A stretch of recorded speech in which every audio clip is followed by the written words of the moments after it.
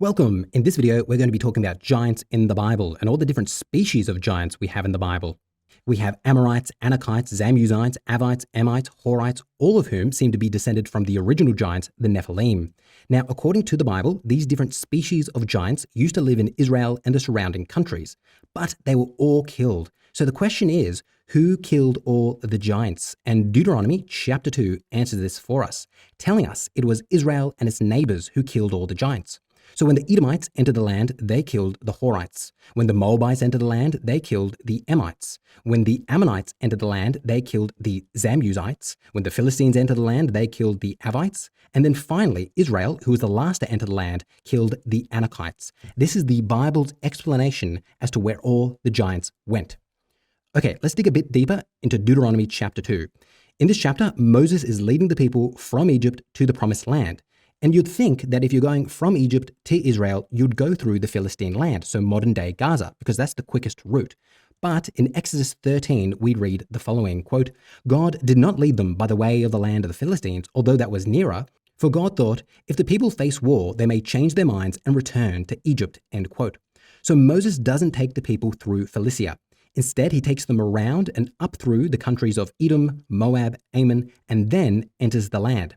So this means that the Israelites must travel through the lands of other people. So Moses makes it very clear to the Israelites, as we pass through these other countries, you can't take their land because they earned it by killing their giants.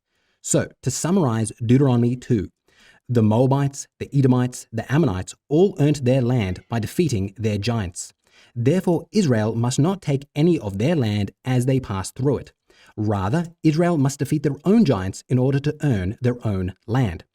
Okay, let's now begin to read Deuteronomy 2 for ourselves, and we'll begin with the first land that the Israelites pass through, Edom. So Moses tells the people before they pass through Edom the following in verse 4.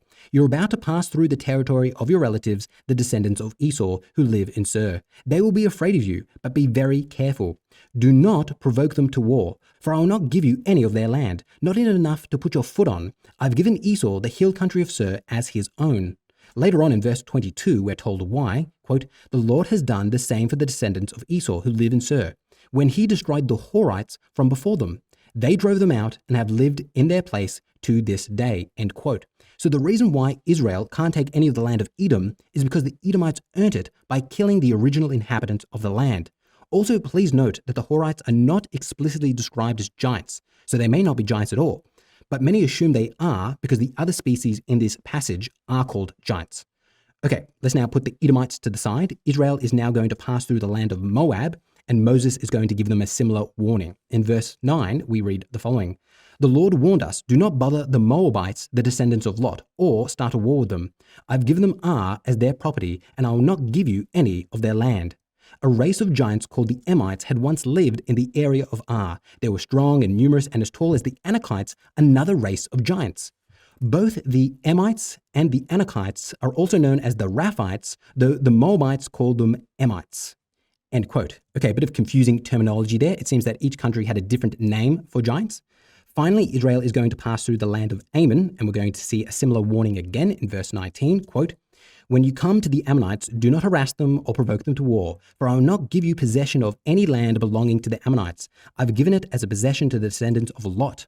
That too was considered a land of the Raphites, who used to live there, but the Ammonites called them Zamzummites. We continue to read in verse 21. "They were people strong and numerous and as tall as the Anakites. The Lord destroyed them before the Ammonites, who drove them out and settled in their place," end quote. Okay. Now, even though Israel doesn't pass through Philistia, remember they went around the land of the Philistines, Deuteronomy 2 still tells us about the giants there as well. In verse 23, we read the following, "And as for the Avvites who live in the villages as far as Gaza, the Horites, coming from Caphtor, destroyed them and settled in their place," end quote. Please note again, like the Horites, the Avvites are not explicitly described as giants, so they may not be giants. We are again just assuming this based on the context. We're also told something very interesting here about the Philistines, that they come from Caphtor, which refers to the Greek islands. So Caphtor would be about here. So we're being told that the Philistines migrated from Greece to modern-day Gaza. And we can actually historically prove that the Philistines did in fact make this migration from this part of the world. Make sure you subscribe to this channel because that's what our next video is going to be all about. And while you're down there, make sure you hit that like button and subscribe. It makes a huge difference to the channel. Okay, so to summarize so far, Israel has now passed through Edom, Moab, Ammon, but then they get stuck in the land of Heshbon and Bashan. This is Amorite land, and the Amorites are giants. So Moses goes to speak to these kings to ask for passage through their land. He first goes to speak to the king of Heshbon, a man by the name of King Shion. And Moses says the following to him: "Only allow me to pass through on foot, just as the descendants of Esau who live in Seir have done for me, and likewise the Moabites who live in Ar, until I cross the Jordan into the land that the Lord our God is giving us." But King Shion of Heshbon was not willing to let us pass through, for the Lord your God had hardened his spirit and made his heart defiant in order to hand him over to you, as he has now done. The Lord said to me, "See, I've begun to give Shion and his land over to you. Begin now to take possession of his land." End quote. So, because King Shion won't let Israel through, the Israelites kill him and take his land. Moses then goes to speak to the next Amorite king, the king of Bashan, who has the best name in the Bible, King Og. And he likewise won't let Israel pass through his land. In Deuteronomy chapter 3, we read about him, and he is explicitly described as a giant. In verse 11, we read, "King Og of Bashan was the last survivor of the giant Avvites." We continue to read in verse 11, "His bed was made of iron and was more than 13 feet long and 6 feet wide. It can still be seen in the Ammonite city of Rabbah." End quote. Now, I find this absolutely fascinating. Put yourself in the position of the original reader, and you're a bit skeptical about all of these giants who used to live in the land. So here the author is saying to you, if you want to double check whether this is true or not, go to Ammon, go to this specific town, and you'll find the huge bed of King Og, which proves that giants were in the land. Okay, so since King Og doesn't allow them to pass through his land, the Israelites kill him as well and take his land. In verse 8, we read, "So at that time we took from the 2 kings of the Amorites the land beyond the Jordan." Interesting fact here, this land that they conquered is the only land that Israel controlled that was on the east side of the Jordan River.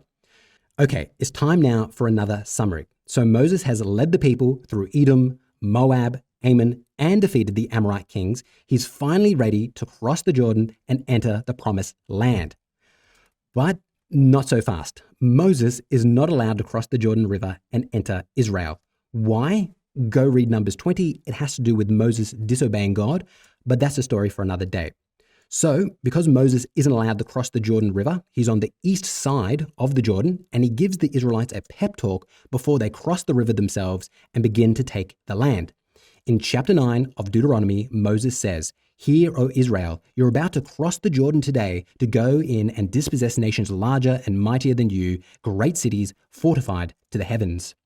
A strong and tall people, the offspring of the Anakim, whom you know, you have heard it said, who can stand up to the Anakim?" End quote. So here we're told that some of the people who live in the promised land are the offspring of giants, the Anakim. Elsewhere in the Bible, we're also told that the Amorites, another race of giants, were also in the land. In Amos chapter 2, God is speaking and says the following in verse 9, "But as my people watched, I destroyed the Amorites. Though they were as tall as cedars and as strong as oaks, I destroyed the fruit of their branches and dug out their roots. It was I who rescued you from Egypt and led you through the desert for 40 years, so you could possess the land of the Amorites." End quote.